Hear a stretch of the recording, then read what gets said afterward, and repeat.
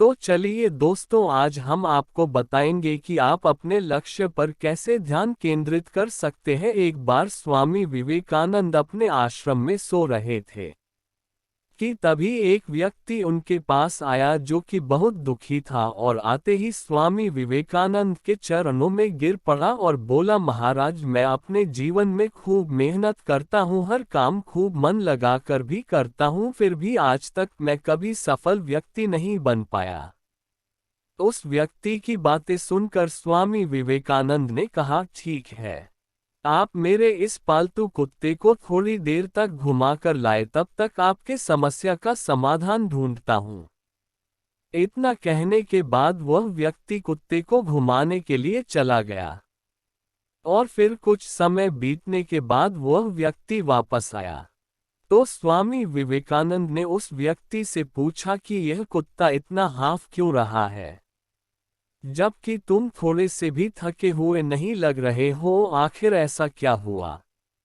इस पर उस व्यक्ति ने कहा कि मैं तो सीधा अपने रास्ते पर चल रहा था, जबकि यह कुत्ता इधर उधर रास्ते भर भागता रहा और कुछ भी देखता तो उधर ही दौड़ जाता था, जिसके कारण यह इतना थक गया है। इस पर स्वामी विवेकानंद ने मुस्कुराते हुए कहा, बस यही तुम्हारे प्रश्नों का जवाब है।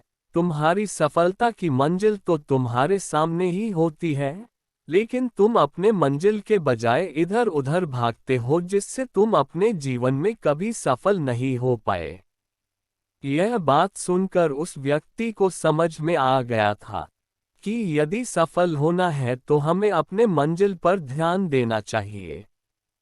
हमें इस कहानी से क्या शिक्षा मिलती है? स्वामी विवेकानंद के इस कहानी से हमें यही शिक्षा मिलती है कि हमें जो करना है, जो कुछ भी बनना है, हम उस पर ध्यान नहीं देते हैं और दूसरों को देखकर वैसा ही हम करने लगते हैं, जिसके कारण हम अपने सफलता के लक्ष्य के पास होते हुए दूर भटक जाते हैं। इसीलिए यदि जीवन में सफल होना है तो सदा हमें अपने लक्ष्य पर ध्यान केंद्रित करना चाहिए।